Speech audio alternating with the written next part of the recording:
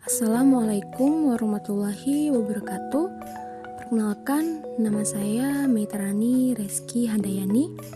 Di sini saya dan teman kelompok saya akan menjelaskan terkait aplikasi dan web yang kami buat dengan fungsi untuk melakukan pengamanan data sebelum melakukan penginputan ke dalam database. Pada bagian shortcode aplikasi, di sini akan dijelaskan oleh Ubaidillah Fadil. Pada bagian aplikasi kami memiliki 3 bagian inputan berupa username, password, dan konfirmasi password. Kami juga memiliki 3 layout, yaitu main activity, activity berhasil, dan activity gagal. Namun, fungsi utamanya yaitu main activity.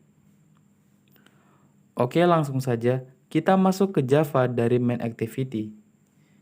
Kita mendeklarasikan username, password, dan CPass sebagai edit text. Lalu, kita mendeklarasikan daftar sebagai button.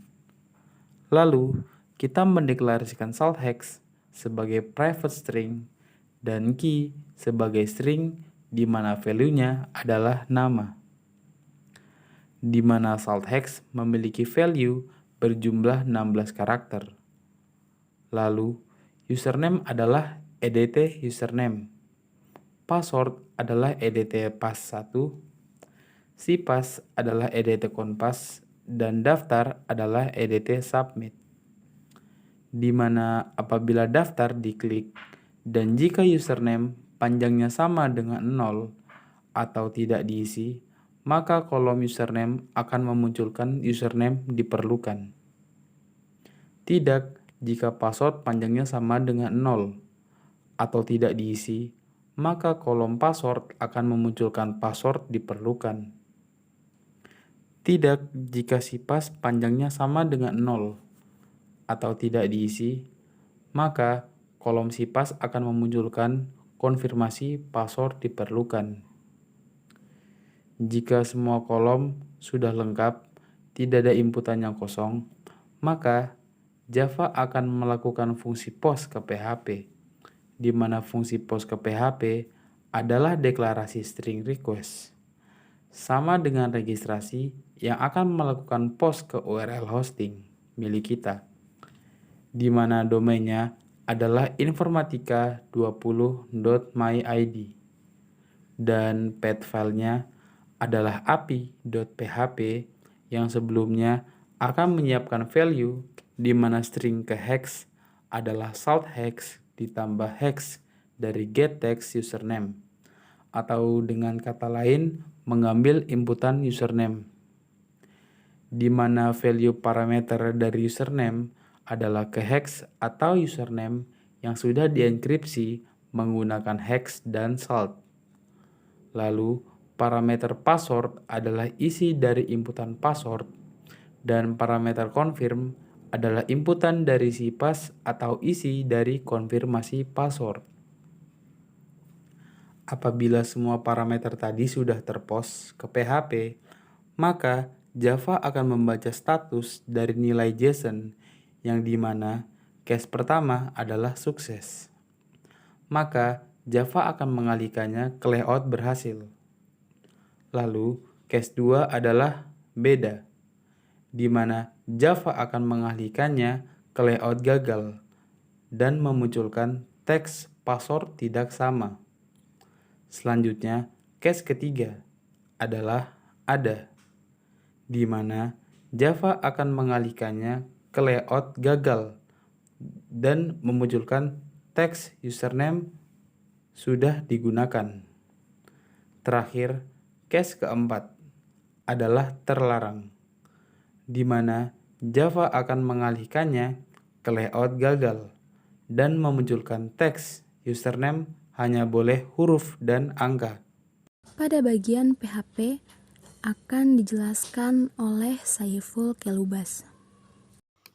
Selanjutnya, api.php, di mana deklarasi pertama terdapat MySQL adalah MySQL Connect, Nama host adalah localhost, username database adalah informatika keamanan, password database adalah ini, dan nama database adalah informatika keamanan.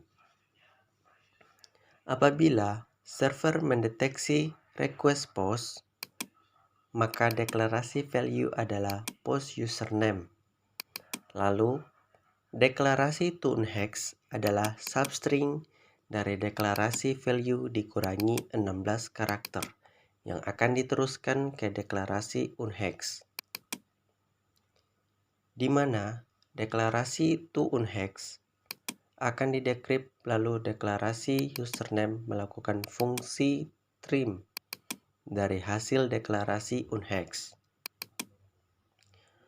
Untuk menghilangkan white space atau blank karakter, selanjutnya deklarasi password adalah post password yang akan diubah ke MD5. Begitu pula dengan deklarasi convert password adalah post convert. Namun apabila username tidak kosong atau dapat didekrypt, maka akan melakukan perintah. Selanjutnya, di mana jika username tidak memenuhi ketentuan dari huruf A kecil sampai Z kecil, A besar sampai Z besar, dan angka 0 sampai 9, maka PHP akan memasukkan username dan password ke dalam tabel gagal dan menampilkan status terlarang dalam bentuk JSON. Tidak apabila username sesuai ketentuan dari huruf A kecil sampai Z kecil, A besar sampai Z besar, dan angka 0 sampai 9. Selanjutnya, server akan memeriksa kesamaan password dan konfirmasi password. Jika tidak sama, maka akan menampilkan status beda dalam bentuk JSON. Namun apabila password sama dengan confirm password, maka server akan memeriksa username pada tabel user. Apabila ada, maka akan menampilkan status ada dalam bentuk JSON. Apabila tidak terdapat kesamaan username, maka PHP akan memasukkan username dan password ke dalam tabel user dan menampilkan status sukses dalam bentuk JSON. Apabila username tidak diisi atau tidak dapat didekrypt, maka akan menampilkan status kosong dalam bentuk JSON. Namun apabila tidak terdapat post request, maka PHP akan menampilkan tulisan tidak ada inputan. Lalu, pada bagian database akan dijelaskan oleh Laode Rizwan Yusuf. Baik, di sini saya akan menjelaskan pada bagian database. Pada bagian database, terdapat dua tabel, yaitu tabel gagal dan tabel user. Yang pertama, tabel user. ID memiliki tipe int dengan panjang karakter 2 dan auto increment yang berfungsi untuk mengisi otomatis nilai ID. Selanjutnya, username. Username memiliki tipe varchar dengan panjang karakter 100 dan password juga bertipe varchar dengan panjang karakter 100.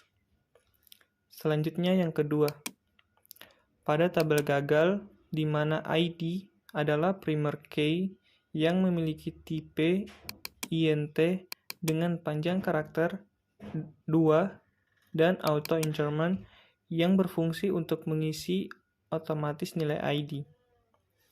Selanjutnya, user memiliki tipe varchar dengan panjang karakter 100 dan juga password memiliki tipe varchar dengan panjang karakter 100.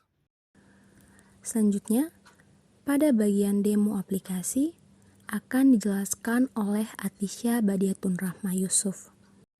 Di sini kita akan melakukan demonstrasi pada aplikasi yang sudah kita buat. Nah, di sini saya akan menekan submit secara langsung. Di sini ditunjukkan username terdapat notifikasi berupa username diperlukan. Selanjutnya, kita akan mengisi username dengan value. Contoh selanjutnya, password kita isi angka 1 dan konfirmasi password kita isi 1 juga. Selanjutnya, kita menekan submit. Nah, registrasi berhasil. Namun, apabila kita melakukan hal yang sama, apakah bisa? Mari kita coba. Oke, ternyata tidak berhasil, dikarenakan username-nya sudah pernah digunakan. Selanjutnya, kita akan mencoba dengan cara membedakan password dan konfirmasi password. Ternyata tidak bisa juga, dikarenakan password tidak sama. Selanjutnya, kita akan mencoba menggunakan text script. Untuk melihat apakah berhasil registrasi, ternyata tidak bisa, dikarenakan hanya diizinkan huruf dan angka. Pada bagian database setelah demonstrasi, akan dijelaskan oleh Restu Julianingsih. Di sini saya akan menjelaskan pada bagian database setelah melakukan demonstrasi aplikasi tadi. Bisa kita lihat pada tab dengan nama gagal, di mana inputan yang tadi kita input akan masuk ke tabel ini. Nah, ini dia isi file yang gagal tadi, karena mengandung kata terlarang. Selanjutnya pada tabel user. Ini adalah hasil inputan yang pertama di mana registrasi berhasil. Selanjutnya, pada bagian HTTP Scenery dan Postman akan dijelaskan oleh Muhammad Arif. Selanjutnya, saya akan menjelaskan pada bagian HTTP Canary untuk melakukan capture aplikasi, di mana aplikasi kita adalah aplikasi pendaftaran, agar melihat isi dari post. Di sini, saya akan memulai proses capture. Saya memasukkan username dengan value ABC, di mana password dan konfirmasi password adalah 123. Selanjutnya, saya menekan submit. Lalu, saya kembali ke HTTP Canary,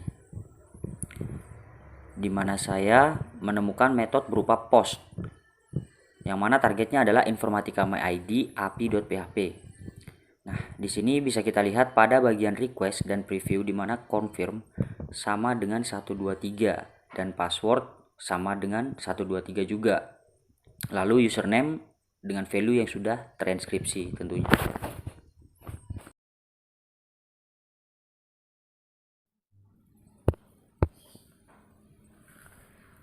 Penjelasan bagian Postman.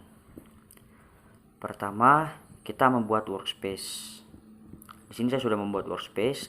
Nah, di sini saya tinggal merubah dari metode get ke metode post. Selanjutnya, kita paste URL target pada bagian query parameter, dimana kita isi key pertama dengan username, lalu key kedua dengan password, dan yang terakhir confirm. Di sini username akan kita isi dengan angka 123, sementara password adalah kosong. Lalu kita tekan send. Nah, di sini kita mendapatkan respon ditolak.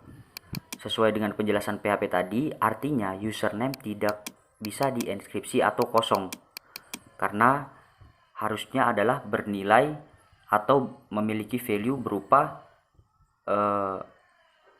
string yang sudah dienkripsi agar bisa dideskripsi dan dimasukkan ke dalam tabel user seperti itu.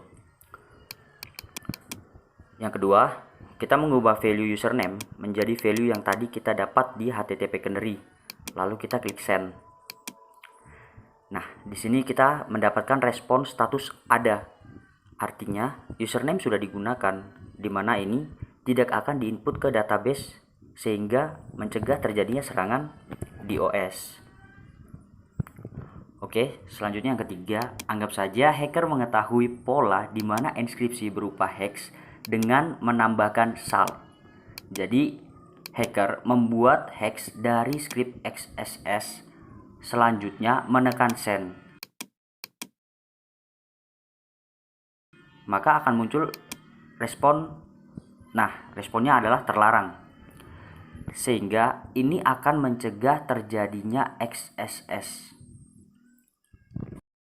Kesimpulannya adalah aplikasi pendaftaran yang kami buat bertujuan untuk melakukan enskripsi serta validasi agar server tidak terdapat celah XSS atau DOS yang sangat berbahaya karena dapat membanjiri database dan dapat mencuri cookies, serta yang paling berbahaya yaitu RCE atau Remote Code Execution.